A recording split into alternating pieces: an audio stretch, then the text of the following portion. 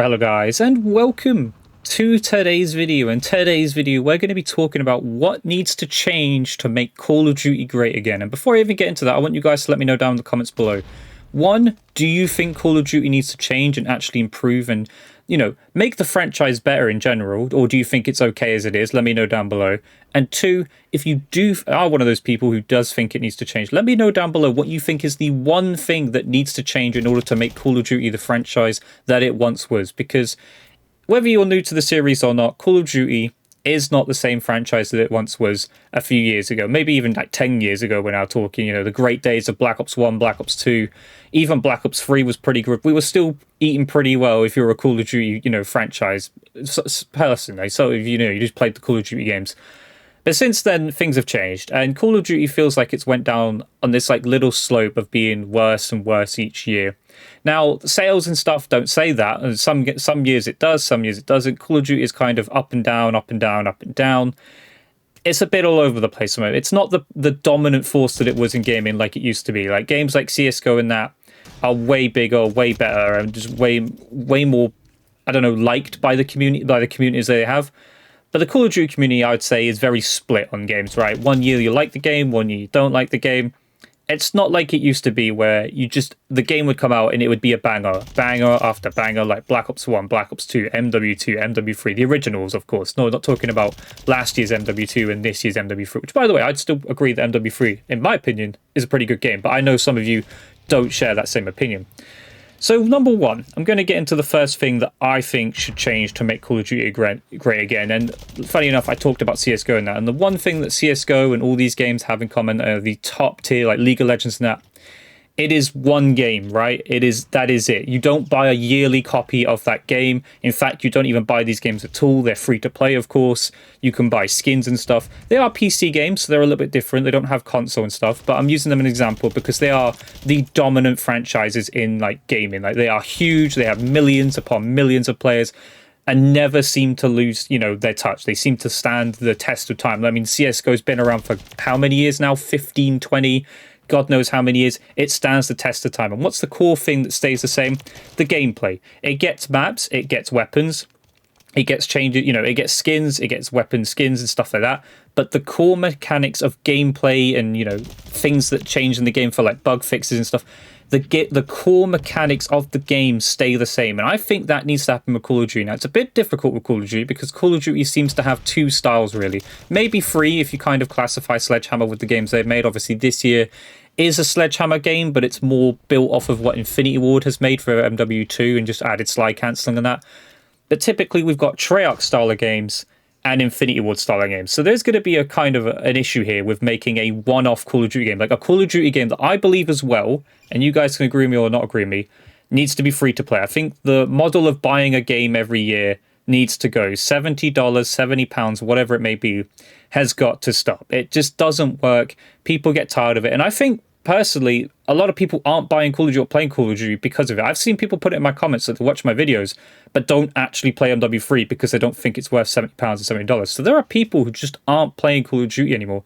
Does that mean they're not playing Warzone? I don't know. They probably are playing Warzone because, of course, Warzone is on the free-to-play model. But the multiplayer side of things has got to move to the free-to-play aspect as well. I don't see why we're doing this £70 every year or every 2 years, as it might be, to buy Call of Duty. This model is outdated, especially with the store and the way the store is, but we'll get into that part at the end of the video. But yeah, so Call of Duty needs to change from this model. I think the games need to be just made into a one-off game. I don't know what the style of the game should be. Again, let me know down below what you think. Do you think we should have more of a Treyarch style type of game? Or do you think it should be more Infinity Ward style? Because that's where it's a bit iffy with CUT. Because people like one or the other. Some people like both. Me personally, I'm a bit of a Treyarch fan to it. Don't hate Infinity Ward style, but I think Treyarch style is just a lot better. I think that would be what the base game should be made from. But you guys let me know down below whether you agree with that. But yeah, no more yearly releases. Just a one-off. It's Call of Duty. Sort of like COD Mobile. The best way to explain that is COD Mobile. It just adds classic maps, adds new weapons, classic weapons, skins, you name it. It's just Call of Duty all in one. This needs to happen. It's getting a bit outdated with the £70, $70 every single year. And I feel like we're losing more and more players because of this, and is the reason why multiplayer has went so far downhill and kind of taken a backseat to things like Warzone, because Warzone is, of course, free to play. And to the casual player, something that's free versus being paid for, you're going to pick the free option every single time, whether you like, multiplayer more than Warzone or not. The fact that Warzone's free makes it, better to the community, right? Because you don't have to pay for the game every year. It's as simple as that. Now, next up, I'm going to talk about like bug fixes and that, and this is kind of where I'm going to link it to the game being a one-off game. If Call of Duty was made as Call of Duty, it was called Call of Duty, there's no Black Ops, there's no Infinite Warfare or whatever it called, or Modern Warfare, it was just Call of Duty.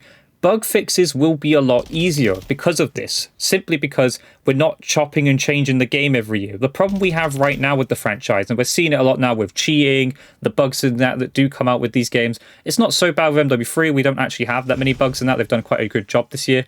But it does happen every year. We get new bugs and glitches in that, even some that actually were in the previous game but then end up returning for the new game.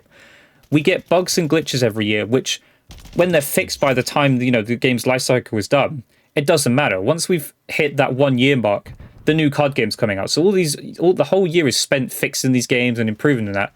For what reason? Just for them to not be the main Call of Duty again in 1 year's time, 2 years' time.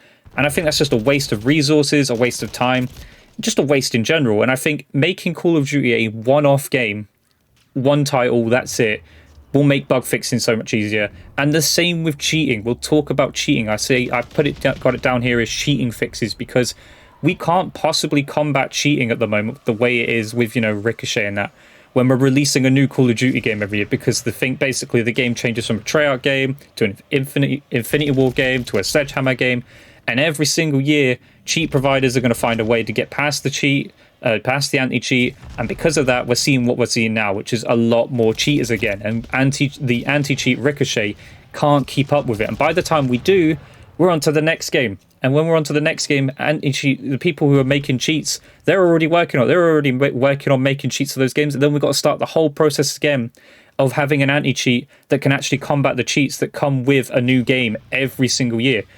So that's why, as well, I believe the main thing that needs to change with COD is to be a standalone one-off game that is free to play. Full multiplayer, of course, we already have this with Warzone, so it doesn't really change anything there. But we need to change this. We need to make Call of Duty a one-off game, and it'll help with bug fixes and stuff. Well, actually, when the fixes are fixed, when the glitches are fixed, that's it. They're fixed forever, because it's the same game. Same with cheating. Once we, get past like actually fixing and realizing how these cheats are being made and what's happening, that the anti-cheat can keep up and actually stop the cheats, and then the cheat developers will eventually, hopefully, I know it's not going to be permanent, there was always a way around these things, but it'll make it harder and harder for these cheat providers to make these cheats and sell them for these yearly COD releases that keeps on happening.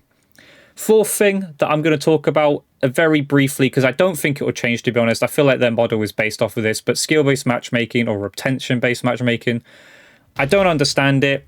This game is not built like a CSGO game. It's not a competitive game, but it's made with that in mind. And of course, it's retention-based as well. You're kind of made to play in harder lobbies when you're made to play in hard lobbies, and you're also made to play in those easier lobbies when it tells you you're playing in easier lobbies, to kind of keep you, guessing, like keep you that fun aspect. And I don't understand it really. It feels a bit cheap. It feels like every time you go into a game, you kind of know when you're in for like a sweat fest and you're going 20 and 20, or you're going into the next lobby and you know you're against easy enemies, so you could get that nuke or whatever it may be. And it's artificial fun. Why can't Call of Duty be like it was back in the day? We've had it with me, like I've played Black Ops 1 and stuff recently. Randomized matchmaking. You play people who are better than you play people who are worse than you get mixed teams. Just make it purely connection based. Like why are we doing this? Of course, like I said, it's retention based. It's to make you spend more. It's to make you play more and stuff. They believe they have the data that suggests that this is working, so I'm kind of not going to delve into it too much, because I don't think this is going to change. But I think skill-based matchmaking or retention-based matchmaking needs to change. It needs to be toned down. I don't think it should be got rid of, but it needs to be toned down. It shouldn't take precedent of my game, of my gameplay, and what happens before the game even starts.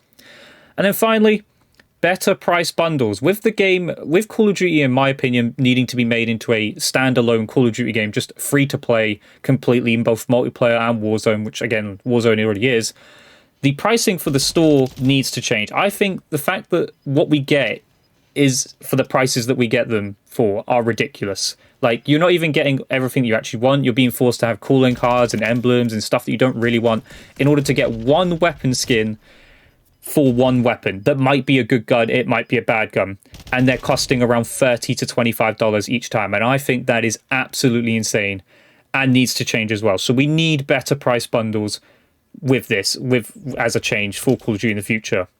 But those are a few things that I think should change. Let me know down below what you think needs to change to improve Call of Duty. But I hope you guys enjoyed today's video. If you did, leave a comment, leave a like, subscribe, notifications on. I'll catch you guys in the next video. Goodbye.